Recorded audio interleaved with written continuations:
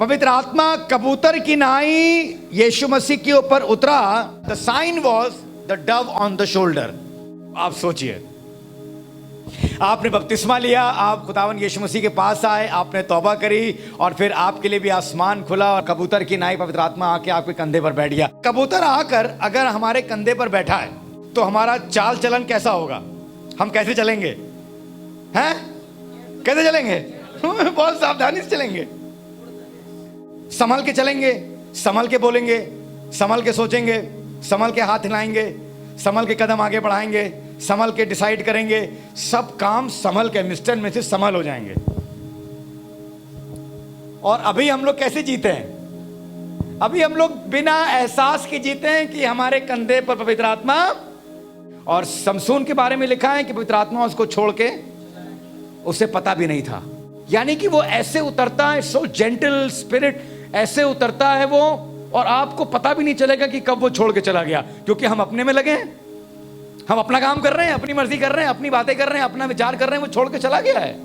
I don't know, अब उसकी direction में नहीं है, हम अब अपनी डायरेक्शन में चल रहे हैं। The spirit of God is left me, but I want you to keep the spirit of God on you. मैं चाहता हूं कि पवित्र आत्मा कबूतर की नाई आपके ऊपर आके बैठे और आप रोज सुबह दोपहर शाम एहसास करें, अपने ऑफिस में, अपने स्कूल में, अपने काम की जगह पर, जब आप लोगों से बात कर रहे हो, जब आप मसीहों से बात कर रहे हो, जब आप चर्च में बात कर रहे हो, जब आप उठ बैठ रहे हो, चल रहे हो, फोन कर रहे हो, तो आपको हमेशा एहसास हो कि कबूतर बैठा है।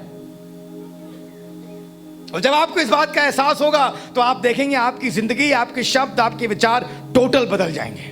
खास तौर से उन लोगों के लिए जिन्होंने बपतिस्मा लिया है। जब आप बपतिस्मा ले लिया है आपने, तो आप इस बात का एहसास करिए, the dove is on your shoulder, you are not free, you are not independent, you just can't do anything that you want to do, conscious of the Dove.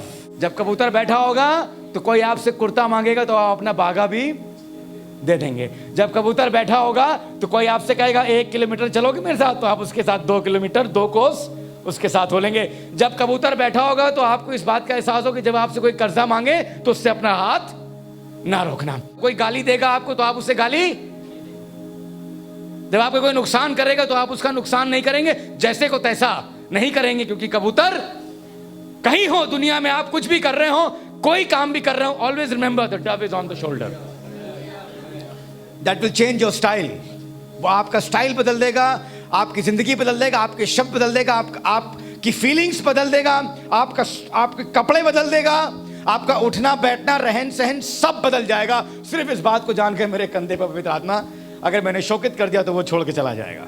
आपको मालूम है स्तिफनुस के साथ क्या हो रहा था? ये यीशु का प्रचार कर रहा था और इसको लोग ले गए एक जगह पर और वहां पत्थर मारने लगे। इमेजिन करिए कि आपको कोई लेके जाए और पत्थर मारे, और पत्थर भी 2 किलोमीटर दूर से नहीं, इतनी नजदीक से कोई पत्थर मार रहा हो, बड़े बड़े पत्थर मार रहा हो, आपके सर पे लग रही हो, आपके गाल पे लग रही हो, आपके आंख पे लग रही हो, आपके सीने पे लग रही हो, आपके हड्डियों पे लग रही हो, बड़ा बड़ एक आदमी नहीं, ढेर सारे लोग, 100 200 300 लोग सब पत्थर फेंक रहे हो, दड़ा पत्थर गिर रहे हो। ऐसे मौके पे आप क्या करेंगे? आप भीड़ से भागने की कोशिश करेंगे, भीड़ से भाग नहीं पाएंगे, दौड़ेंगे, आप छटपटाएंगे, परेशान होंगे। पर आप सुनिए, ये आदमी, ये शख्स ऐसा जबरदस्त शख्स है कि ये घुटने टेक कर आसमान को खुले हुए देख रहा है। जब लोग नहाक आपकी बुराई करें, जब लोग खिसियाए और दांत पीसे और आपको पता लगे कि लोग आपके लिए बुरा बुरा कह रहे हैं, तो आप आसमान को खुला हुआ देखिएगा और आप स्वर्ग में बाप को देखिएगा, उसके जलाल को देखिएगा और यीशु को दाहिने हाथ खड़े हुए देखिएगा और उन लोगों के लिए कहिएगा, हे खुदा बाप, इनका पाप इनके सर पे ना लगे, इनको माफ कर दो। स्तिफनुस, तुमने ये काम क्यों किया?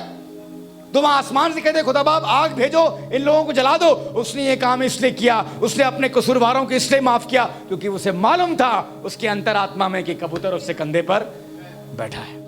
लिखा है खुदा कलाम में, बादशाह सुबह उठा, भोर होते ही सुबह एकदम तुरंत उठा और गया वो और कहने लगा, मुझे पता, मैं देखना मांगता हूं डैनियल है कि नहीं है। तो उसने आवाज लगाई, डैनियल, नीचे आवाज आई, प्रेज द लॉर्ड।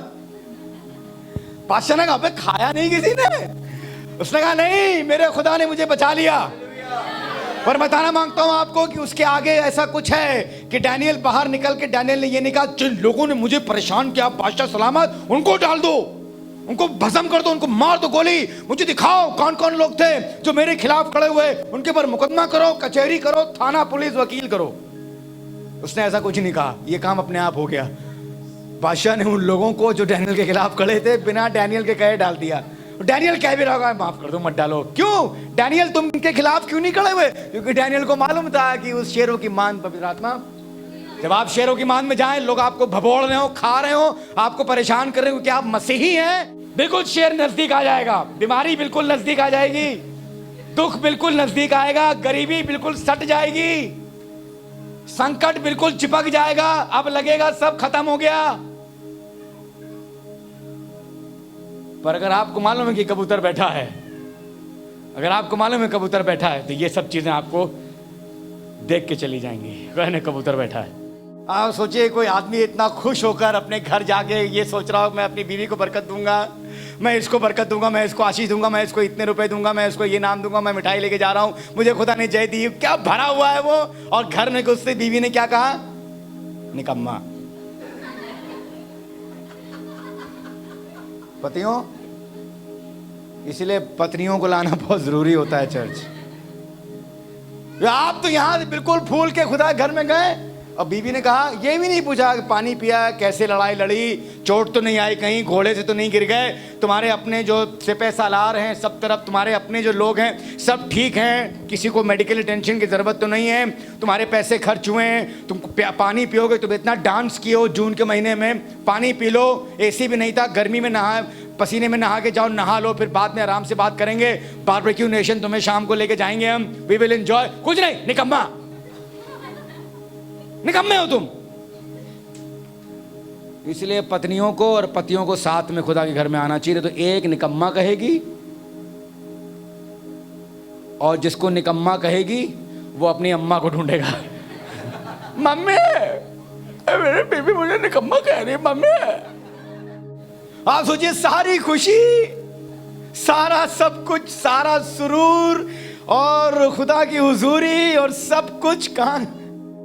बताइए, हम इतने खुश होकर लौटे, इतनी बड़ी जीत लेके आए हम, या हमें निकम्मा बता रही हैं? बादशाह हैं हम, खबरदार, हमारा हुक्म सर कलंक करा देंगे तुम्हारा हम। हा हा हा। हमें निकम्मा बता दिया। पर दाऊद ने ऐसा कुछ नहीं कहा। क्यों नहीं कहा दाऊद तुमने ऐसा कुछ? दाऊद को पता था कि कबूतर उसके कंधे पर, और इसी कबूतर ने दाऊद को विजय दिलाई थी। अगर आपको पता होगा कि आपके कंधे पर कबूतर बैठा है तो घर के झगड़े खत्म हो जाएंगे। लिखा है खुदा कलाम में कि यीशु मसीह को इतना सताया गया पर उसने कुछ भी क्यों नहीं बोला। उसे मालूम था कबूतर बैठा है, इसलिए उसने कुछ भी नहीं बोला। जब बहुत गुस्सा आए, कबूतर बैठा है। जब घर में पैसे ना हो, कबूतर बैठा है। जब आपका मन कर रहे है खुदा से क्या, खुदा आप क्या कर रहे हो, तो याद रखिए कबूतर बैठा, ठीक कर रहे हो। मेरे पास पैसों की कमी है, तुम्हें मालूम है, मेरे पास ये चीज की कमी है, तुम्हें मालूम है, और अगर तुमने मुझे इसी हाल में रखा है, very good, thank you, there is a plan, because the dove is on my shoulder. कभी लड़िएगा नहीं खुदा से। मेरे सामने इतनी मुश्किल क्यों आ रही है, मेरे सामने इतनी परेशानी क्यों आ रही है, क्यों ये बीमारी आ रही है? तेरा नाम जलाल पाए, तेरी इज्जत हो, तू महान है, तुझे मालूम है कि बीमारी मेरे ऊपर क्यों आई है, तू ठीक कर देगा, कल्याण होगा। उसने कहा कुशल होगा, उसने कहा ऑल विल बी वेल। अंग्रेजी में लिखा है she said all will be well. मैं बताना मांगता हूं आपको, वो रोती, वो बिलकती, पूरा घर हिला देती, नौकरों को बाहर निकाल देती, बवाल काट देती अपने घर में। उसे मालूम था कि खुदा की हुजूरी उसे घेरे हुए, इसलिए अपने नेगेटिव सिचुएशंस में, अपने बदतर से बदतर हालात में, अपनी बुरे से बुरे हालात में, अपनी तमाम कमजोरी में उसका मन तो कर रहा था कि वो खुदा को बक दे, खुदा को डांट दे, पर उसने कहा नहीं, कबूतर बैठा है मेरे कंधे पर। उसने कहा सब अच्छा होगा, सब अच्छा होगा, सब अच्छा होगा। मैं बताना मांगता हूं आपको, अपने घर जाइए और कहिए सब अच्छा होगा, अपने परिवार में जाइए और कहिए सब कुशल होगा, अपने घरों में जाइए, अपने परिवारों में जाइए, अपने बच्चों पे हाथ रखिए, दुआ करिए और कहिए सब बढ़िया होगा, all will be well, everything is going to be good because of the dove on my shoulder. Hallelujah.